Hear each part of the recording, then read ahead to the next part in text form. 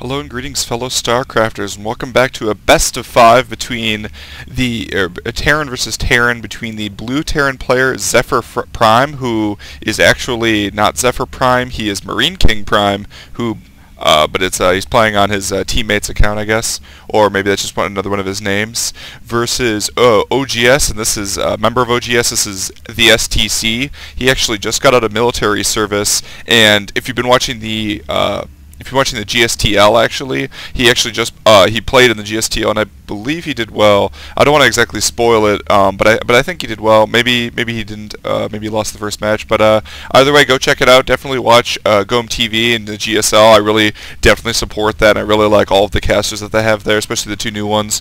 Wolf, and then Wolf interchanges his co-caster. It tends to be different every time. And of course Artosis and Tasteless, who are quite good as well. Now this map is going to be Xel'Naga Caverns, very, very popular map for tournaments everywhere, just because it's so incredibly balanced, and it's not like a huge macro map, you know, like, it's actually, there's lots of different strategies that you can try on this map, and, you know, it's not like a map in which, like, you know, there's going to be like 5 bases on each side, and everyone's going to be trying to kill each other.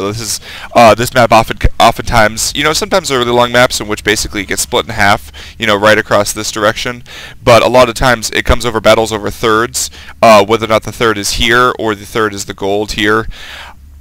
And you know that's kind of like where the big fight is. But let's go ahead and talk about the decisions that people are making in these games and strategies that they're going for. Now it appears that OGS, who is the STC, looks like the STC is taking the gas, whereas Marine King Prime is during. Oh no, Marine King Prime already took the gas. Oh, he went gas first.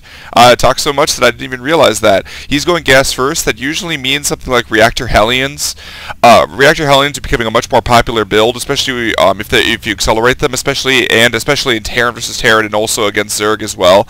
Just because it pushes Zerg into roaches and spine crawlers, things that they have to get to deal with the Hellions, and that Hellions can still be used for map control by controlling Zerglings.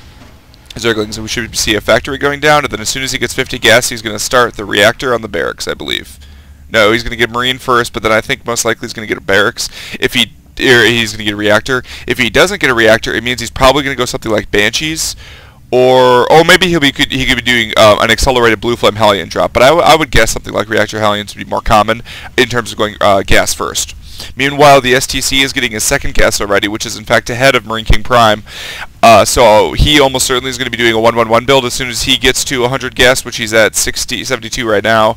It looks like he's going to be putting down a factory. Most likely, I would guess that he's going to go get a factory and then put a tech lab on a starport and get cloaked Banshees, or maybe just one Banshee. 1-1-1 builds are very common, they're very standard in Terran versus Terran matches, and they're used to great effect. The fact that he's getting the second gas tells me that he probably wants to go cloaked Banshees. Meanwhile, we do see that he is not going for Reactor Hellions. He actually is getting a starport, so it looks like it's just going to be an accelerated Banshee build.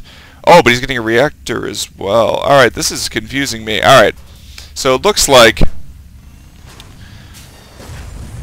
Alright, so I'm thinking that after the reactor finishes, he's going to put the reactor on the factory so that he can get additional Banshees, or additional Hellions, my mistake, and meanwhile he's going to be building Banshees from the starport for kind of a dual-style harassment where he can use Hellions for map control and to, you know, limit the damage from his opponent, and Banshees to go ahead and just try to fly in and deal a lot of damage to his opponent.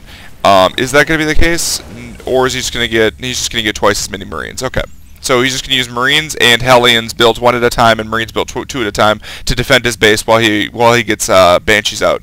And meanwhile, we do see that at the STC did in fact get a starport and a factory. He hit it up at the top just in case there's a scan on the middle right here. It's not going to see those, and he is in fact getting cloaked Banshees as I thought he would. Meanwhile, we see that a couple of Hellions are going ahead and moving out, and actually, Marine King Prime is supply blocked right now, but his supply depot just finished, so he can go ahead and finish that. Didn't get supply blocked for too long. Meanwhile, these Hellions are going to push the Marines back and just maintain this map control that I was talking about. The bunker is not done yet, though, so he needs to close his gate, though, because those Hellions will beat those Marines if microed correctly. He needs to move back. There you go. Nice control on the part of Marine King Prime, roasting all of those Marines. That was a definitely favorable trade. And now they're going to kill the SCV, poor SCV, who built the bunker. Meanwhile, we actually don't have any extra Marines alive to be able to deal with that. We do see the Banshee coming out. We'll make sure to keep an eye on that Banshee. Meanwhile, where is Marine King Prime's Banshee? Alright, so we're going to watch the front gate, but meanwhile we're going to keep an eye on the Banshee up top as well. It looks like he's just going to take some free shots. There's no reason not to. There's nothing defending back here. Nothing's alive, and nothing's occupying the bunker, actually, either. And so he's going to go out and try to repair it. Unfortunately, he's not going to be able to repair it in time. Are those Marines going to get in? The Marines do get in the bunker. Meanwhile, the Banshee on back, we're going to keep tabs on it. We see how many kills it has. Dealing a lot of damage from the units in the bunker, able to take out the Banshee. Very nice work. Meanwhile, they are able to actually sink the bunker, and the SCVs get pulled to be able to deal the damage. However, he was able to deal with the Banshee back here using these Marines, and he actually got very few kills. His opponent got a lot more kills, and actually, the STC is just going to GG out of this game because the Hellions and Marines were able to break through and just go ahead and prevent any more forces from coming out. He actually, I mean, maybe he thought he was so behind because he lost so many workers, but I think he could have played this one out. He certainly would have been behind, but I think that, you know, if he pulled some more SCVs, you know, it's not like Marine King Prime had like an overwhelming position against him, but this might have just been a skirmish. So we're going to go ahead and move on to game number 2. This is PGO Minecraft signing off.